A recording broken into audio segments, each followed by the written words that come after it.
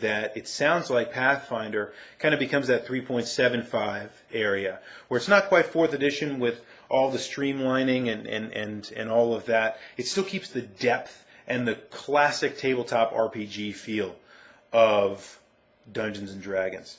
So Pathfinder, which is not even one that I was expecting to hear anything about, was one that I got. And the reason I didn't just ask Astolia's question as it was posted in the forum was because I don't know anything about Pathfinder other than you know, in terms of firsthand experience. So anyway, so great job, guys. A tremendous amount going on here. I think the community really seems to. The only reason I think that most of you would have chosen 1 or 2 would be for nostalgic purposes. Some of you chose 3 for nostalgic purposes. But it sounds to me like the reason that 4 primarily gets chosen is because of its ability to attract new people to the franchise. And D&D is probably more healthy now than it's probably ever been. And so that's a testament to Wizards being able to really pick up the franchise and able to really turn it into something that has really exploded in ways that it hasn't exploded before. Now, here are a few of my thoughts, no extra charge, guys. If I'm going to choose an edition, and I think this is no surprise based on what I just said, I'm really caught. I'm really caught between 3.5 and 4th. I am probably going to go with 3.5 just because I thought that it was, for my money, the best in terms of it's you know, almost the opposite of 4th edition. It's not something that anybody can just sit down and play. There is a fair amount of work that goes in. You become very, very, how should I say this, kind of invested in the characters that you create in 3rd edition because it's kind of so difficult, because there's so much going on, right? There's so many things to consider. And for that reason, I don't like how light and easy things are in terms of being able to die in 3rd edition very early in the game. I like 4th edition's ability to keep people alive and keep people moving. And there's a lot going on. There's a lot of damage being dealt on both sides at early levels. So if you could find a way to balance 3rd edition out a little bit better, specifically with 3.5, it would probably be my favorite edition. And I know all of you are out there screaming, Pathfinder, Pathfinder! Yes. So if I have a chance, and like I say, maybe there needs to be a Clan of the Grey Wolf initiative around this, we need to think about getting into some Pathfinder. But I'll say this about 4th edition, all right? 4th edition is tremendously easier for the DM as well, which makes things a lot more fun in many ways. I know when I've done some of that myself, and although very little, but when I was doing that, it was so much more. It was so much more difficult in 3.5 to be a DM that kind of liked to do things on the fly, because I like to do things on the fly. I'll have a plan, I'll have a storyline, I'll have an arc. But I always like to kind of keep things moving and on the fly. And next time we talk about tabletop games, maybe this is one of the things that we'll talk about, is the philosophy of how the best games really go, and so on and so forth. So yeah, the verdict really is, from my perspective, I got to play Pathfinder, and I got to get on that. So, but I really like all of the editions. Second, and AD&D was the first I ever played, someone mentioned Neverwinter Nights, which got me into the D&D system because it was the first game based on the 3rd edition rules. There is a new Neverwinter Nights game that was displayed over at E3.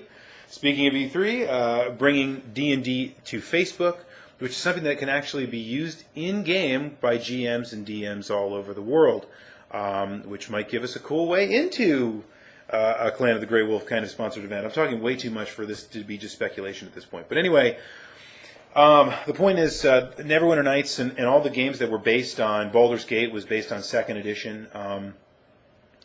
Those games really helped me get into the game to begin with. They helped me get into D&D. And so they get an honorable mention as well. So, great contributions, guys. Thanks so much for bringing everything to the table that you did.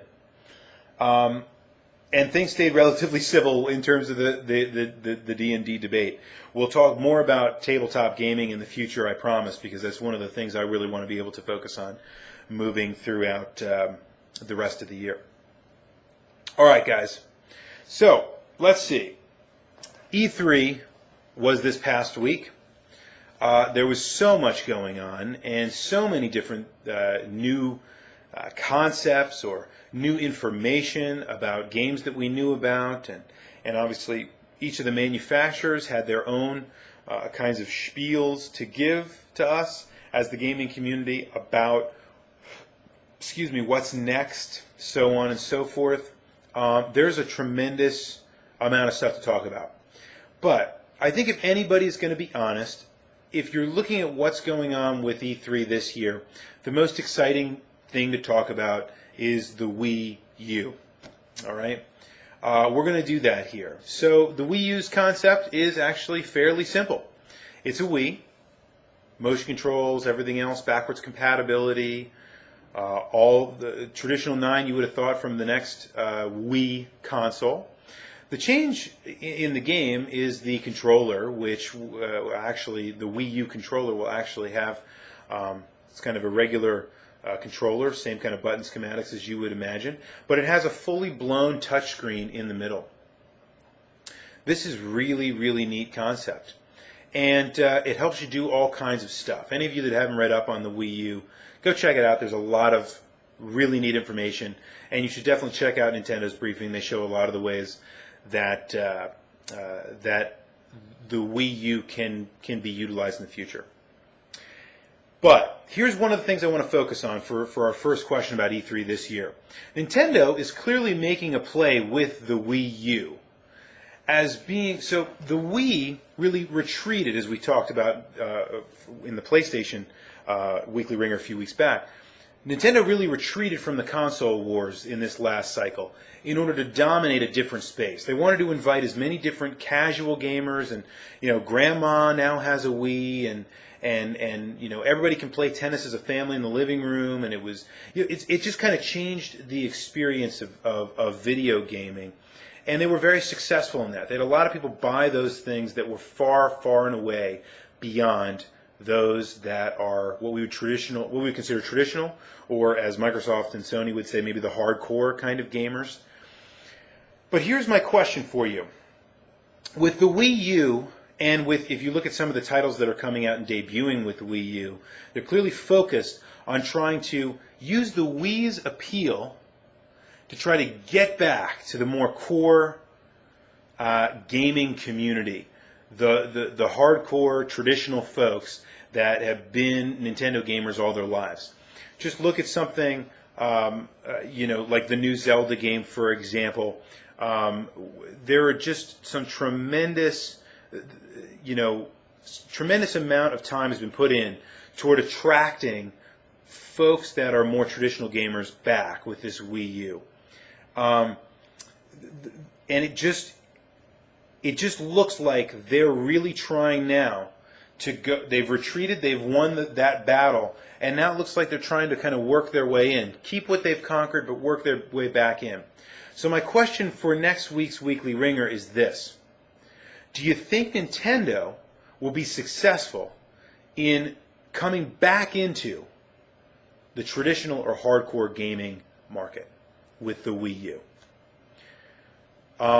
Can't wait to see what you guys think about this. I know many of you are very excited about the Wii U and what it's going to really bring to the table. I'm very interested to hear what you all have to say about it.